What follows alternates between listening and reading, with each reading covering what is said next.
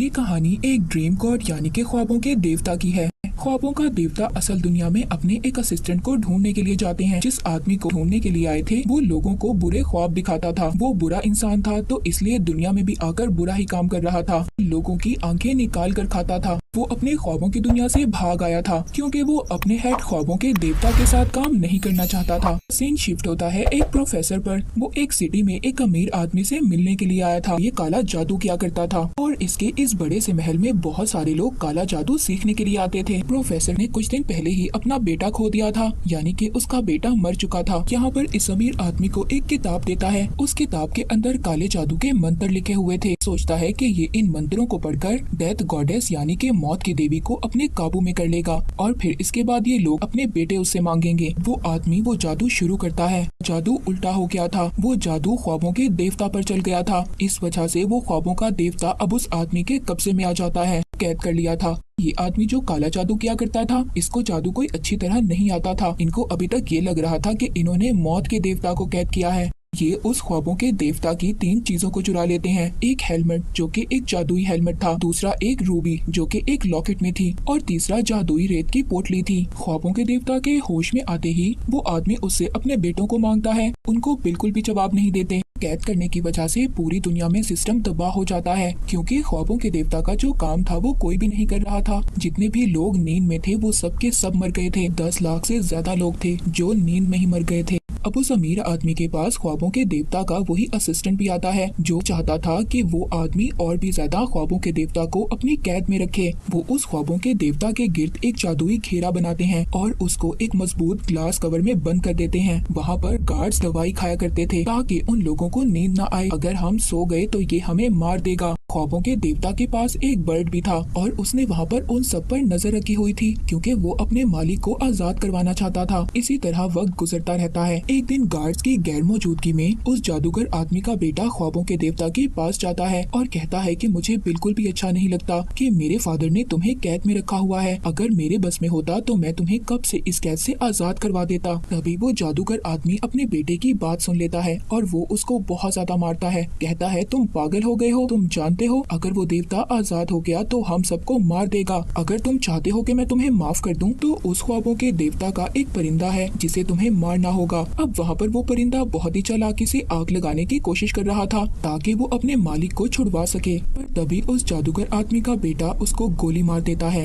वो जादूगर आदमी और भी ज्यादा अमीर और मशहूर हो गया था। वो इसी खुशी में एक पार्टी रखता है। उस पार्टी में एक लड़की थी जो उसके करीब आ रही थी। वो अब प्रेग्नेंट हो चुकी थी और वो उस आदमी को अपने बच्चे के बारे में बताती है, मगर वो आदमी ऐसा कुछ भी नहीं चाहता था। इसलिए अब उस लड़की को गुस्सा आ जाता है और वो अब उस जादूगर से वो तीनों चीजें चुरा कर भाग गई थी। वो ही तीनों चीजें जो इस जादूगर आदमी ने ख्वाबों के देवता से छीनी थी। ये सब बातें जादूगर बताने के लिए आता है और कहता है कि मैं तुम्हें छोड़ सकता हूँ अगर तुम मुझे ये वरदान दे दो कि मैं कभी ना मरूं। जब वहाँ पर ख्वाबों का देवता उस जादूगर को कोई भी जवाब नहीं देता तो गुस्सा आ गया था और वो अब वहाँ पर अपने बेटे से लड़ने लगता है। इसी लड़ाई में जादूगर की जान चली गई थी। उस जादूगर आदमी का बेटा ख्वाबों के देवता से ये कह रहा था कि मैं तुम्हें छोड़ सकता हूँ मगर इसके बदले तुम्हें मेरी जान बख्शनी होगी।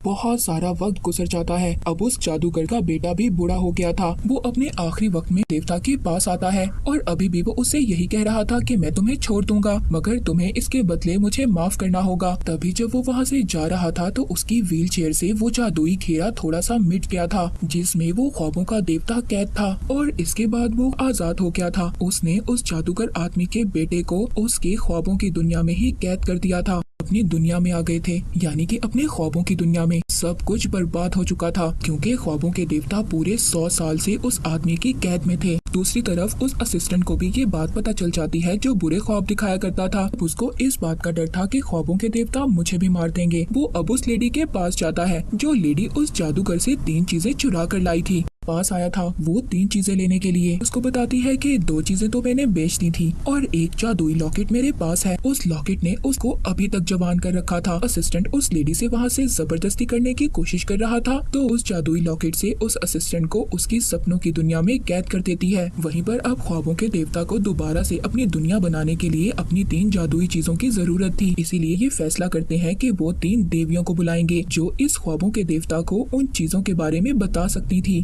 बुलाते हैं और उन 3 देवियों को एक सांप का तोहफा देते हैं। बताती हैं कि तुम्हारी जादुई रेत की पोटली एक लड़की के पास है जो दुनिया से डीमंस को भगाने का काम करती है, और दूसरा तुम्हारा जो हेलमेट है वो नर्क यानी के दोज़ख में है, और तीसरा तुम्हारा जादुई लॉकेट जिसके अंदर रूबी है वो एक लेडी के पास है। फिर इसके बाद वो लेडी अपने बेटे से एक हॉस्पिटल में मिलने के लिए जाती है, मगर उसका बेटा बूढ़ा हो चुका था। उस लॉकेट ने उस लेडी को अभी तक जवान कर रखा था। कहती है कि जब ख्वाबों का देवता तुम्हारे पास ये लॉकेट लेने के लिए आए तो तुम उसको ये लॉकेट देकर अपनी जान बचा लेना। लॉकेट उतारकर अपने बेटे को दे देती है। जैसे ही वो लॉकेट उतारती है वो बूढ़ी होकर मर गई थी। अब उसका बेटा ख्वाबों के देवता को उसका लॉकेट वापस नहीं करना चाहता था। लॉकेट का इस्तेमाल करता है और वहाँ पर गार्ड को मार देता है। इसके बाद हमें वो लड़की दिखाई जाती है जिसके बारे में 3 देवियों ने बताया था कि उस लड़की के पास जादुई पोटली है। वो लड़की अब ख्वाबों के देवता से मिलती है, कहती है कि बाहर मेरा इंतजार करो, और खुद एक चर्च में चली जाती है। दरअसल यहाँ पर ये एक डीमन को भगाने के लिए आई थी। वो लड़की वहाँ पर मंत्र पढ़ती है और उस डीमन को इंसान की बॉडी से बाहर निकालती है। तभी वहाँ पर ख्वाबों के देवता भी आ गए थे, अपनी जादुई पोटली मांगते हैं, मगर वो लड़की ये कहकर चली जाती है कि मैं तुम्हारी मदद कल करूंगी। वहाँ पर ख्वाबों के देवता को एक परिंदा भी मिलता है जो उनकी केयर टेकर ने उनकी मदद के लिए भेजा था। वो लड़की उनको बताती है कि वो जादुई रेत की पोटली मेरी एक दोस्त के पास है। वो उनको उसके घर पर लेकर जाती है। उसके दोस्त के हाथ में वो जादुई पोटली थी और वो मर चुकी थी।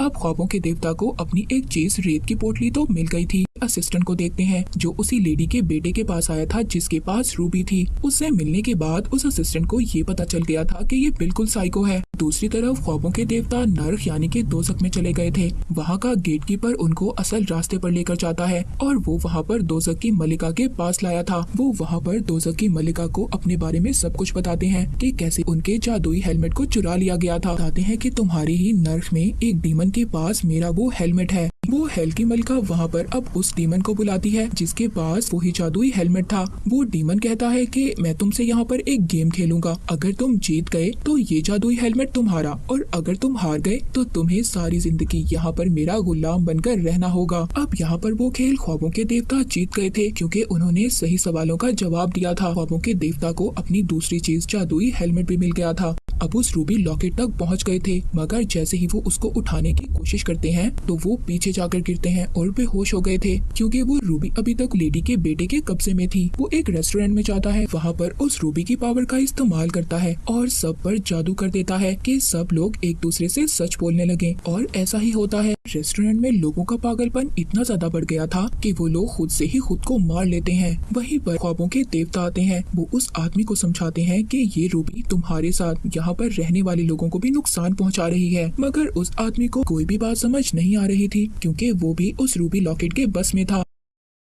देवता उस आदमी को ख्वाबों की दुनिया में कैद करने की कोशिश कर रहे थे, मगर वो आदमी खुद से ख्वाबों की दुनिया में चला गया था और वहाँ पर देवता को मारना चाहता था। वहाँ पर ख्वाबों के देवता उस रूबी की पावर को सारा अपने कंट्रोल में कर लेते हैं। उस लेडी के बेटे को हमेशा के लिए उसके ख्वाबों में कैद कर दिया था और इस आदमी का किस्सा यहीं पर खत्म हो जाता है। तीनों चीजें मिल चुकी थी और वो बिल्कुल मुकम्मल हो गए थे। अब जो मौत की देवी थी वो ख्वाबों की देवता की बहन थी। अपनी बहन डेथ गॉडेस यानी के मौत की देवी से मिलने के लिए जाते हैं, मगर ख्वाबों के देवता अभी भी कुछ अलग महसूस कर रहे थे क्योंकि वो ये सोच रहे थे कि उनके बहन भाइयों में से उन्हें कोई भी बचाने के लिए क्यों नहीं आया। डेथ गॉडेस अपने भाई को अपने साथ चलने के लिए कहती है। देखते हैं कि उनकी बहन की जॉब कितनी ज्यादा मुश्किल है कि लोग तो मरने के लिए कभी तैयार ही नहीं होते, और आखिर में उन लोगों का गुस्सा मेरी बहन यानी कि मौत की देवी को बर्दाश्त करना होता है। उनकी बहन बताती है कि आहिस्ता आहिस्ता मुझे आदत हो गई और अब मैं भी तुम्हें यही कह रही हूँ कि तुम अपनी ख्वाबों की दुनिया को दोबारा से बना सकते हो। ख्वाबों के देवता थे, उन्होंने अलग अलग लोगों को अलग अलग काम करने के लिए रखा हुआ था। उनकी केयर टेकर बता रही थी कि हमारी दुनिया से आपके असिस्टेंट अभी भी 3 गायब हैं। उनके गायब होने का जिम्मेदार खुद को समझ रहे थे और वो कहते हैं कि अब मुझे इन सबको वापस लाना होगा। अब सीन एक न्यू कैरेक्टर रोज पर शिफ्ट होता है। वो और उसका भाई दोनों अलग हो गए थे। उसके भाई को एक फैमिली को दे दिया गया था। वहाँ पर रोज अपने भाई को ढूंढ रही थी।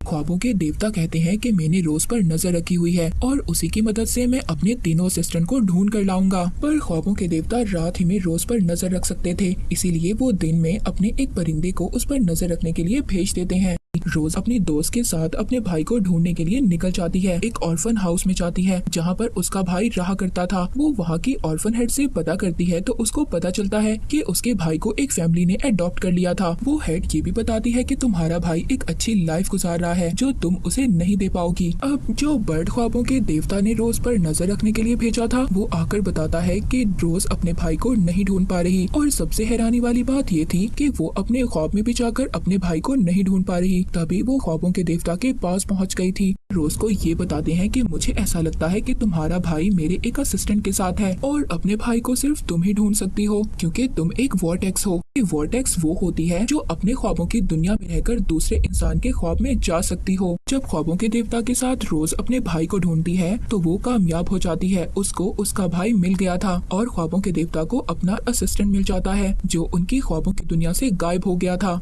रोज की दादी माँ उसको बताती हैं कि असल वोर्टेक्स वो थी, मगर उनके कोमा में जाने की वजह से वोर्टेक्स रोज बन गई। रोज की दादी माँ जाते जाते ख्वाबों के देवता को एक बात बताती हैं कि उन्होंने ख्वाब में एक आदमी से शादी की थी जिसकी आंखें गोल्डन थी और ऐसा आदमी मैंने असल दुनिया में कहीं पर भी नहीं देखा। देवता को ये बात समझ आ गई थी कि वो गोल्डन आइज वाला आदमी कोई और नहीं बल्कि उनका भाई था और ये सब कुछ उसी ने किया था ताकि ख्वाबों के देवता मर जाएं और सारी ख्वाबों की दुनिया उसके कंट्रोल में आ जाए। और अब वो अपने भाई के पास जाते हैं और उसको कहते हैं कि मेरी दुनिया से दूर रहो, और वापिस से अपने ख्वाबों की दुनिया में जाकर सब कुछ ठीक करने लगते हैं। और इसी के साथ ये सीरीज यहीं पर एंड हो जाती है।